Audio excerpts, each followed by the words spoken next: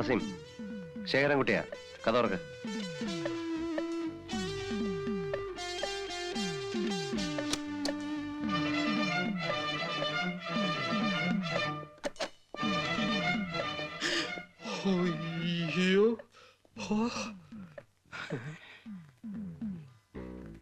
കാസിം, നമ്മുടെ കൂട്ടത്തിൽ ആരോ ഒരാൾ സർക്കാരിന്റെ കൂട്ടുകാരനായിട്ടുണ്ട്. ദൈവം പോലും അറിയാതെയാണ് നമ്മൾ സാഗറിന്റെ ഓപ്പറേഷൻ പ്ലാൻ ചെയ്തത്. എന്നിട്ടും സാഗറിന്റെ കാറിന്റെ പിറകെ കസ്റ്റംസുകാരുണ്ടായിരുന്നു. അതുകൊണ്ട് സൂക്ഷിക്കണം. കാസിമേ, പറഞ്ഞ കേട്ടല്ലോ, സൂക്ഷിക്കണം. സ്വർണ്ണ ബിസ്ക്കറ്റ് ചുമ്മാരടാ.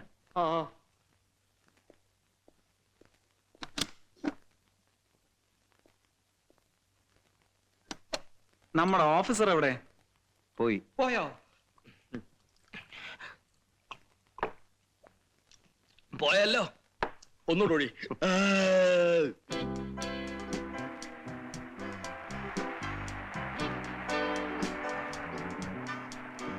ധോണി, ഈ ജാക്കറ്റിൽ എത്ര രൂപയുടെ സ്വർണമുണ്ടെന്ന് നിനക്കറിയാമോ? 12 ലക്ഷം രൂപയുടെ സ്വർണമുണ്ട്.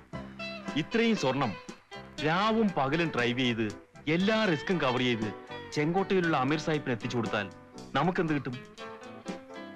10,000 രൂപ കിട്ടും. 6 ലക്ഷം രൂപ വെച്ച് ഒരാൾക്ക് കിട്ടുകയാണെങ്കിൽ സുഖമായി ജീവിച്ചൂടെ?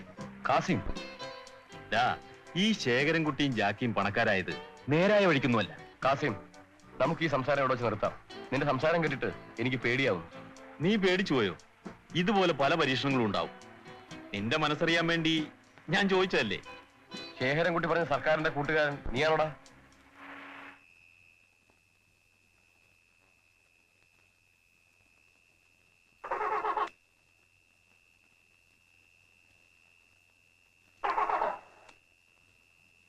ജോണി, നീ നോക്കി.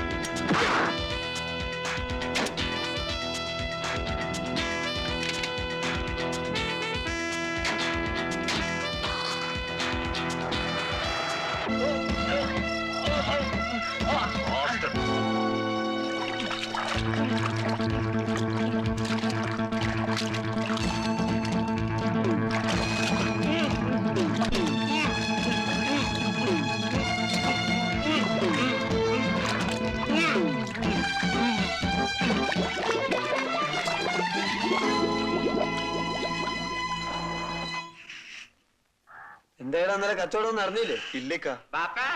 ഒന്നും ഉണ്ടായിട്ടൊക്കെ രാവിലെ തുടങ്ങിയല്ലോ മനുഷ്യനെ വെറുപ്പിക്കാൻ. ചായ.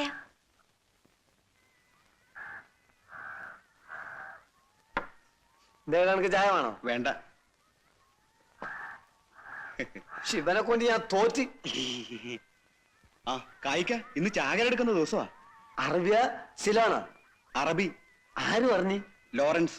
വഹാബിനോടും ശശാങ്കനോടും തെക്കോട്ട് നേരത്തെ നീങ്ങാൻ ലോറൻസ് പറഞ്ഞിട്ടുണ്ട്. ആ കായിക്ക, ഷാഹുൽ ഇന്നലെ നല്ല കോളായിരുന്നു. ഹിപ്പിയോട് ഒരുപാട് ഇറങ്ങിയിട്ടുണ്ട്.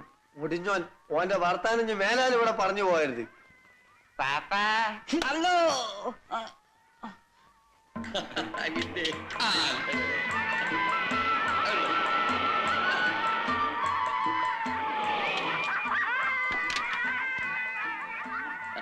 നമസ്കാരം സാർ.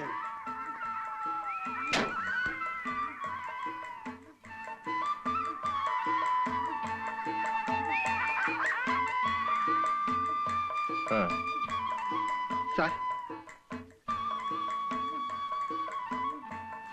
ജനയമ്മേ, ജനയമ്മേ, ജനയമ്മല്ലേ ഇവിടെ? അമ്പലത്തിൽ പോയിരിക്കുക. ആ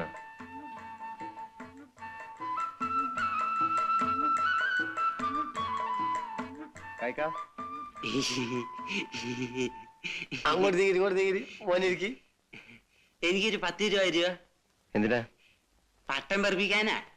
കൊടുക്കല്ലേ മോനെ, തിരിച്ചു കൊടുക്കണ നമുക്ക്. നീ പാടാ നമുക്ക്. നമുക്ക് കള്ള കാണാൻ പറഞ്ഞോനെ. കാസിമിനെ കൊന്നല്ലേ, അവൻ ജോണിയെ കൊന്നു. അതുകൊണ്ട് ജോണിന്റെ ജീവൻ തിരിച്ചു കിട്ടും. കൊല്ലും കൊലയും എന്നാ ഈ തൊഴിലിലൊന്ന് അവസാനിച്ച് കിട്ടുക. ഈ തൊഴിൽ നിലനിൽക്കുന്നിടത്തോളം അതുണ്ടാവും, തുടർന്നുകൊണ്ടേയിരിക്കും. ഷാഹുൽ എവിടെ? മോനകത്തുണ്ട്. എന്തിനാ? അവൻ കഞ്ചാവ് കച്ചവടം തുടങ്ങിയെന്ന് കേട്ടു. എനിക്ക് അവനെ ഒന്ന് കാണണം.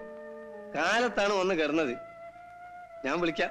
ഷാവുലേ, അല്ല ഷാവുലേ, ഷാവുലേ. ഞാൻ പറഞ്ഞു നോക്കി, ആര് കേക്കാൻ? ഒന്ന് പറഞ്ഞ 10 തർക്കുത്തരം പറയും. അതാണ് ഓന്. വാപ്പ എന്തിനാ വിളിച്ചത്?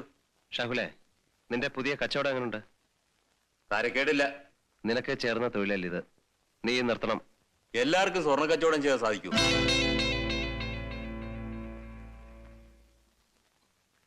ഇഷ്ടം പോലെ ചെയ്യാം. പിന്നൊരു കാര്യം, സ്ക്വാഡ് പിടിച്ചെന്ന് പറഞ്ഞ് എന്റെ അടുത്ത് വന്നാൽ ഞാൻ തിരിഞ്ഞു നോക്കത്തില്ല. ഓ, അറാൻ പറഞ്ഞോനെ, ഓന്റെ ധിക്കാരം കണ്ടില്ലേ? വാ. ചെല്ലടാ.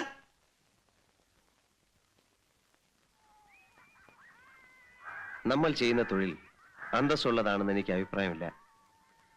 ഇരട്ടി ലാഭം കിട്ടുന്ന ബിസിനസ്സാണ് കഞ്ചാവ് കച്ചവടം, എനിക്കറിയാം. എന്നാലും ആളെ കൊല്ലിക്കുന്ന ഈ ബിസിനസ് നമുക്ക് വേണ്ട. പിന്നെ ഞാൻ എന്ത് ഈ സോപ്പും ചീപ്പും കണ്ണാടി ഒന്നും വിൽക്കാൻ എന്നെ കൊണ്ട് സാധിക്കില്ല. വേണ്ട, ഇഷ്ടമല്ലെങ്കിൽ നീ ചെയ്യണ്ട. നിനക്ക് ജോലിക്ക് പോകാൻ താല്പര്യമുണ്ടോ, അതോ സ്വന്തമായിട്ട് എന്തെങ്കിലും ബിസിനസ് തുടങ്ങണോ? നീ ആലോചിച്ച് മറുപടി പറഞ്ഞാൽ മതി, ഞാൻ നിന്നെ സഹായിക്കാം. പക്ഷെ നീ എനിക്ക് വാക്ക് തരണം, നീ ഇനി കഞ്ചാവ് കച്ചവടം ചെയ്യില്ലെന്ന്. ഞാൻ വിശ്വസിച്ചോട്ടെ? ഞാൻ പോട്ടെ.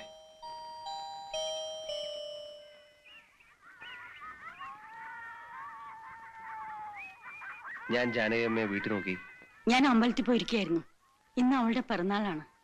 സാഗർ പോയിരുന്നു, അവളെ കണ്ടോ? ഇല്ല, ഞാനിന്ന് പോകുന്നുണ്ട്. പ്രസാദം കൊടുത്തേക്കാം. ജ്യോതിയോട് വല്ലതും പറയണോ? അമ്മയ്ക്ക് സുഖമാണെന്ന് പറഞ്ഞാൽ മതി.